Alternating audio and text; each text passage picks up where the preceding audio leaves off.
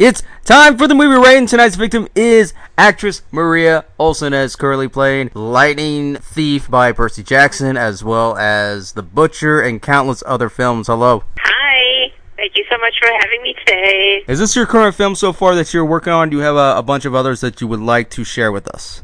Yeah, I'm actually working on quite a few projects right now, but the big news from my side is that one of my films, the feature horror comedy Ashes, was released this week on July the 9th, and people can catch it on iTunes and other VOD sites, so I'm hoping it's going to have a strong opening weekend and that everyone's going to enjoy it. Very cool, very cool. So tell us a little bit about The Butcher that you're currently involved in, from more of your home stretch in your home comfort area. This one, yeah. The Butcher is a horror movie, so I'm very, very comfortable in the genre. I love working in and watching horror, but it seems a really long road from Percy Jackson and the Olympians, the Lightning Thief, to The Butcher. I mean, I shot Percy Jackson, I think, in 2009, which, wow, that's 10 years ago now. Since then, I've pretty much never stopped. I've just bounced from film to film to TV show to film to music video to web series, whatever, and I have done a huge amount of stuff. I'm super proud of all of my films, and I'm very, very pleased to have gotten to work with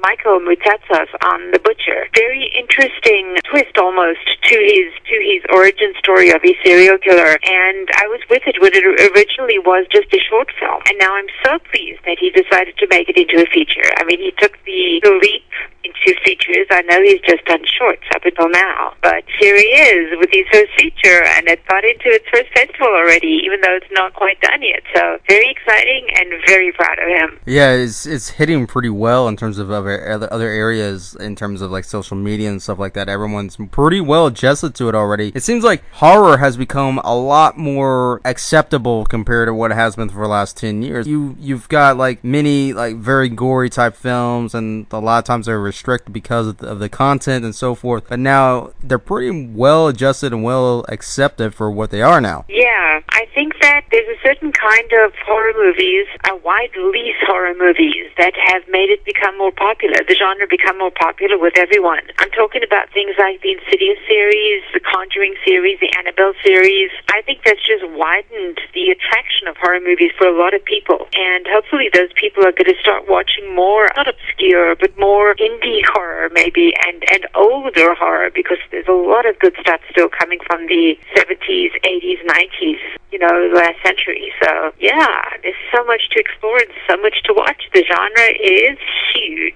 It's a huge community, but even if people are not hugely into the horror, people are actually still flocking to it because of interest and of their own lives, and they're more acceptable to it now compared to what has been released. They're more general interest than anything else. It's pretty interesting to see this. Absolutely, it is. I'm in the I Spit on Your Grave franchise, and when the original was released in 1978, it was almost immediately banned in many countries. It got onto the UK's video nasty list, and I think it's still on there, and 40 years later. But now that the sequel is out and the series of remakes is out, they just got released, and anybody can pretty much watch them on Amazon or wherever, or buy the DVD or Blu-ray. They're definitely not subjected to the same kind of censorship almost that the first one was, and I think that's reflective of the change in society's attitude towards horror and what is now deemed acceptable on the big screen. Yeah, definitely, because everything in life is, well, there's a lot of horrific things in life, but having to censor anything now would be kind of pointless. I know there's exceptions to where you kind of have to censor certain things, like male nudity, all-female nudity, and so forth, which is fine. But when it comes to like issues of reality, some people go a little bit further than that. I think it's always been, and especially now, a safe genre to investigate things that are not really open to investigation in mainstream genres. I don't know, it just seems to take more risks with what it shows, and it's accepted for that. And so it can cover a lot more subject matter, things that are generally not discussed in mainstream genres at all. And I think that's one of the things that I actually enjoy about horror.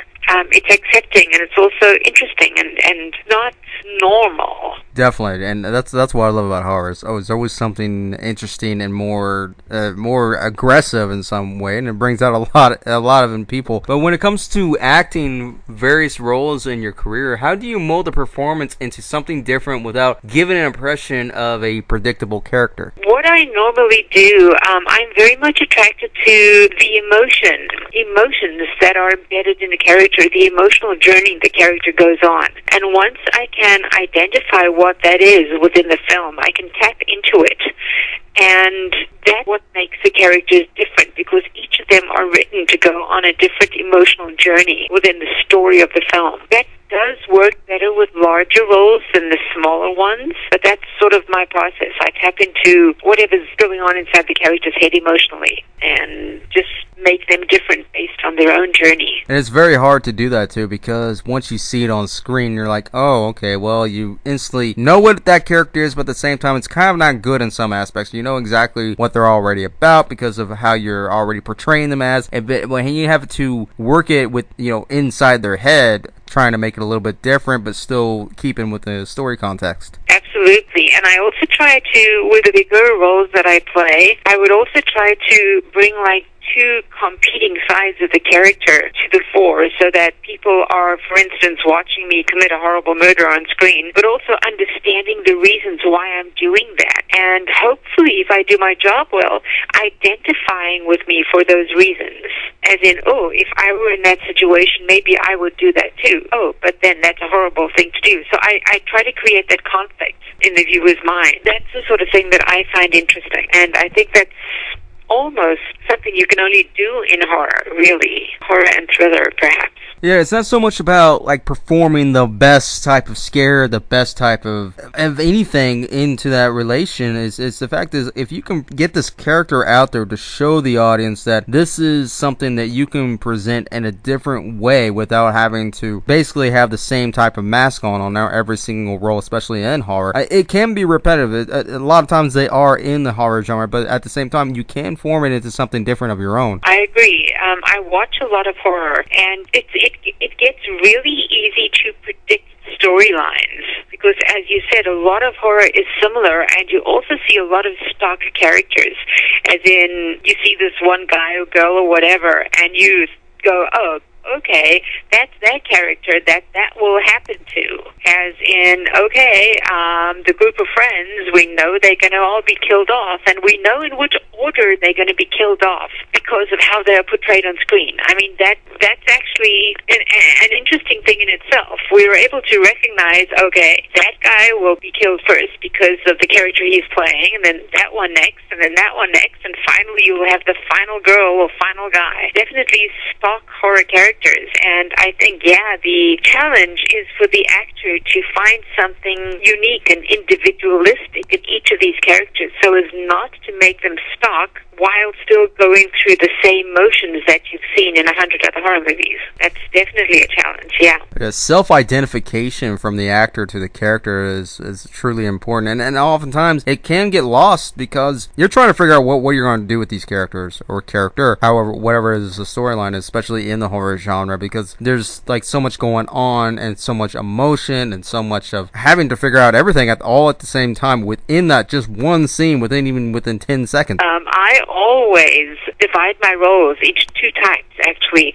I divide it up between the humans that I play and then the non-human characters that I play. I mean, I played vampires and witches and ghosts and a fury and a succubus and all kinds of things. And I generally find that those are usually easier to play than humans, because humans are just so complex.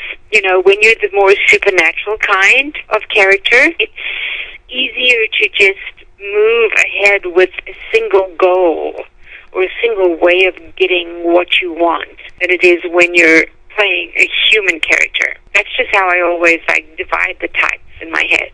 And that's how I would approach the different kinds of roles. And of course, one is much more physical than the other as well. The non-human characters generally involve another layer of physicality that's not present when you're just playing a normal person, Yeah, and when you've played so many between supporting role and as well as leading role, do you think it's best to balance out between lead and support for better security for future roles, future films as well? Yeah, I totally think it is good to have both kinds of roles on your resume. You know, as long as the character interests me and it's not something completely out of the range that I play, I will accept a role, whether it's being on screen for 5 seconds or being the lead in a film. And I think it helps to show versatility. But of course, I can do that. I am open to doing that because I'm a character actor. If you're a leading lady or a leading man, things are a little bit different for you, because then you're really only open to the leading roles and not the supporting roles.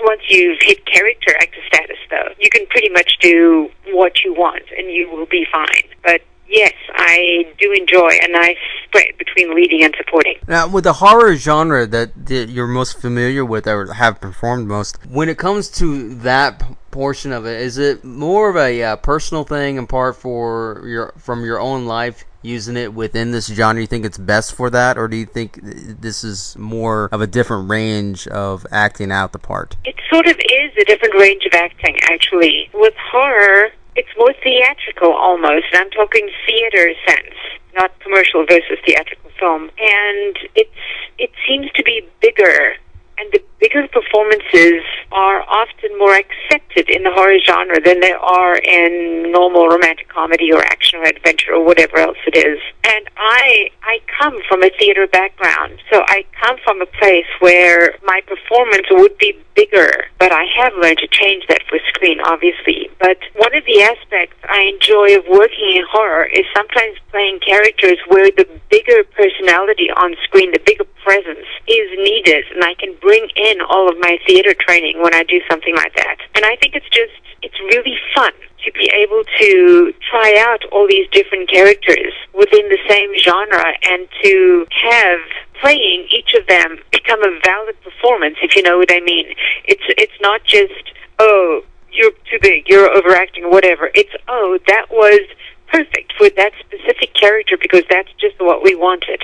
So I think the genre does give actors a bigger chance of being more versatile in the types of performing they do. And that's just exciting and fun to me. And I've always loved horror. I've watched it since I was a kid. When I started acting in horror, I started watching some of the footage from the first couple things that I did. I realized I had a very, very, very intense on-screen presence. And that's which just happens. You know, you don't know. You never know what you're going to be like on screen until you actually see yourself. And I just come across as like super creepy and intense. And that sort of shaped my career because I saw that in myself. And I was like, you know what? If you want to book roles, then go out for roles that suit you. Don't try to change your innate essence into something that it is not. Just do what you naturally are. And here I am, being creepy. You think it's best to let yourself be out of control, let the character control you in some aspects in this particular genre for you? I play a lot of like super, super emotional roles where my characters are like break down crying every 5 seconds sort of thing. And what I try to do is no matter how out of control emotionally the character is, I always try to keep, well, I do actually keep that kernel of control within my mind, as in, I know what I'm doing. I know how to manipulate my emotional state while I'm doing those scenes to the extent that it looks out of control. Just a quick story. There was this one scene that I was shooting in a film called Reunion. I had someone tied up in a bathtub, and I was threatening them, attacking them with a hammer. And my director told me to, okay, just be out of control. Obviously, don't hurt your scene partner, but just be out of control. And I did, and I managed to smash several tiles in the bathroom by the bath, which we had to replace, which were very, very expensive tiles. I think always try to keep a modicum of control, because for one thing, a movie set is a dangerous place, but for another thing, you can control what you're doing while you're in control. But if you're out of control, you can't fine-tune your performance, if you know what I mean. Oh, I totally agree there. Go ahead and plug in any websites that you would like to promote or anything that we can check out right now. Oh, sure. For all my stuff, I post quite regularly on my Facebook fan page, which is Maria Olsen fan page on Facebook.